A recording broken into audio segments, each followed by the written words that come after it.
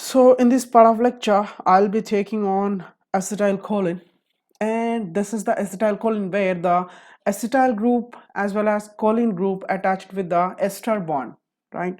So in this acetylcholine, so it is a very water soluble.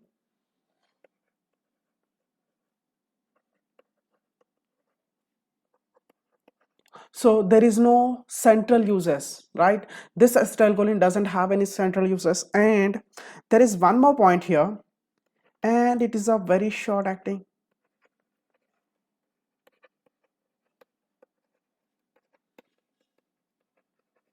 So if this is shorter acting, so why it is the shorter acting? The reason being, whenever the acetylcholine enters into the blood, whenever acetylcholine enters into the blood, so there are some esterases which are present. Those esterases are called as plasma esterases,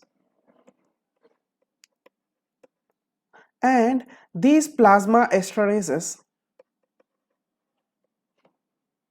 these are collectively called as pseudocholinesterases, pseudocholinesterases, and there is one more plasma esterase is called as true cholinesterases. So whenever acetylcholine enters into the bloodstream, it is immediately gets metabolized by the plasma esterases. Plasma esterases are includes pseudocholinesterases as well as true cholinesterases. So that's why this acetylcholine becomes very short acting. That's why this acetylcholine, no clinical use, it doesn't have any clinical use. So that's why this acetylcholine doesn't have any clinical use.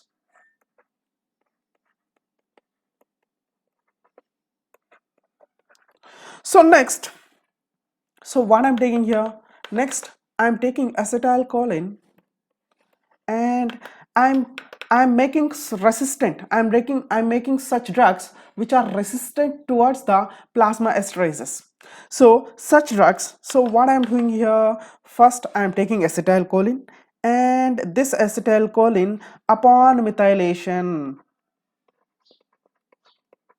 so this acetylcholine upon methylation, I will get one acetylcholine. Now this acetylcholine which is attached methyl group, this acetylcholine is called as methacholine, where the methyl group is attached to the choline, that's why it is called as methacholine. So now this drug is resistant towards the pseudocholinesterases as well as true cholinesterases. So same thing I'm doing further. So I'm making such drugs which are resistant towards the pseudocholinesterases and true cholinesterases.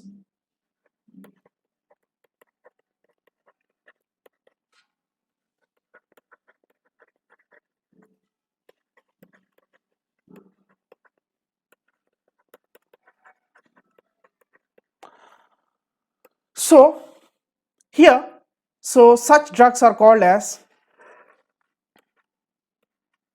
here there is other drug, bethanicol, and there is one more drug is called as carbachol. So let's see what is the action of muscarinic. So what are the drugs acting on muscarinics and how these are acting on muscarinic as well as nicotinic actions. So let's see, first thing, muscarinic actions. So this is regarding the muscarinic action. So this methacholine is acting and it is having more affinity towards the M2 receptor than M1 as well as M3. And next, this carbachol is acting more active or more affinity towards the M1 and as well as M3 than M2. Again, bethanicol is acting and it is having affinity towards the M1 and M3 than M2. So this is how these drugs are acting on muscarinic receptor. So like next, So the action of nicotinic receptor. So how these drugs are acting on nicotinic receptor. Here carbachol is having maximum action having on nicotinic receptor, right? So bethanol is having zero action on nicotinic receptor. Next, this methacholine is having moderate action. So moderate action on nicotinic receptor. So once again, this muscarinic receptor. So these drugs, how these drugs are acting on muscarinic receptor. First, methacholine is having most affinity. It is having affinity towards the M2 receptor than M1 and M3. Carbachol is having more affinity towards the M1 receptor and M3 than M2. And bethanol is having more affinity and efficacy towards the M1 receptor and M3 receptor than M2 receptor. So next, so which one do you think used systemically? Which one do you think used systemically? So think a while. So I don't want nicotinic action, but I want only muscarinic action. So here, so which one is used systemically? Here I want only maximum muscarinic receptor action, but I don't want nicotinic action. So here, so the muscarinic receptor action, which is having max here on bethanol, which doesn't have nicotinic action. So where bethanol used systemically? So bethanol is used to treatment of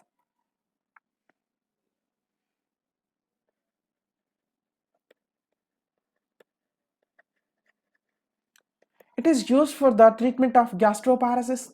So why it is used for the treatment of gastroparesis? You know, so the contraction of the GIT muscles, can be happened via M3 receptors, where the secretion is happened via M1 receptor. So in this gastroparesis, so here the peristaltic movement will be loosened by the GIT muscles. So that's why.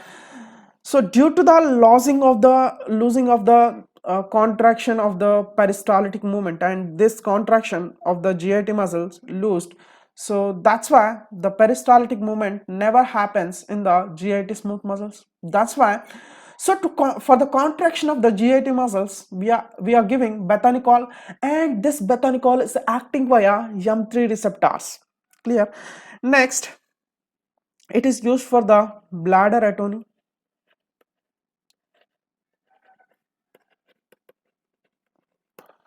So this bladder atony, so bladder contains one muscle. That muscle is called as detrusor muscle, and this bladder, whenever gets filled with the urine, and it has one receptor called stretch receptor. Whenever that bladder gets filled and it has to get stretched out, and that signal could be transferred to the central nervous system, and so it gives you the message to pass the urine. But the thing in this case, so atony, tone means contraction, atony means absence of the contraction. So A means absence of the contraction. So this bladder atony means the loss of the contraction of the detrusor muscle. So for that, the contraction of the smooth muscle can be happened via M3 receptor.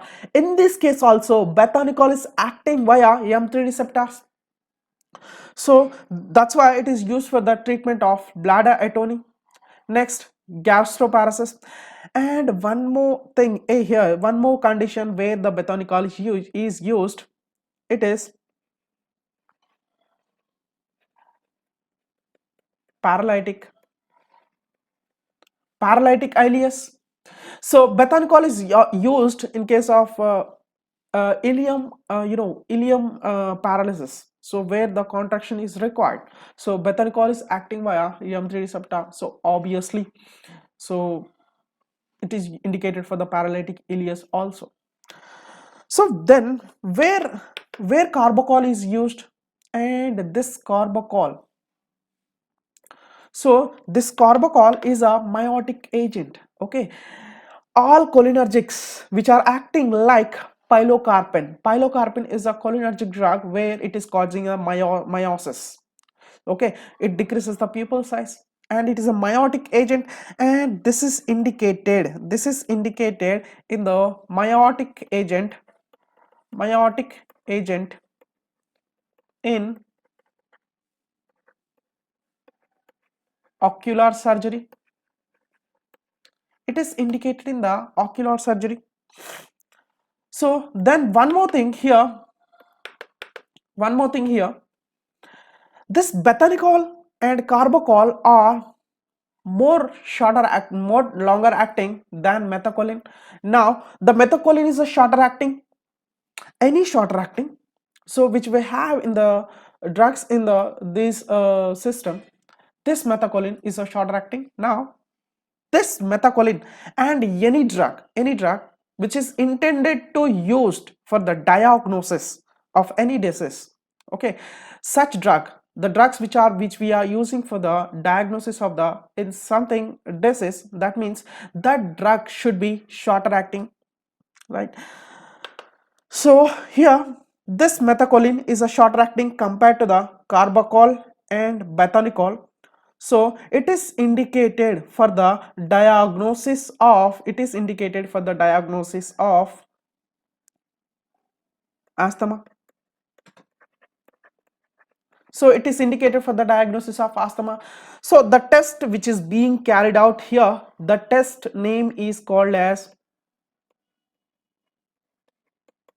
bronchial challenge test. So these are how the acetylcholine and its derivatives acts on, and these are indicated for various in conditions like bethanicol is indicated in the gastroparesis, bladder atony, paralytic ileus. Next, carbachol, it is used as a meiotic agent in the ocular surgery, and this methacholine, it is a shorter acting, that's why it is used for the diagnosis of the asthma, and the test which is being carried out in the diagnosis of the asthma is called as bronchial challenge test. Thank you.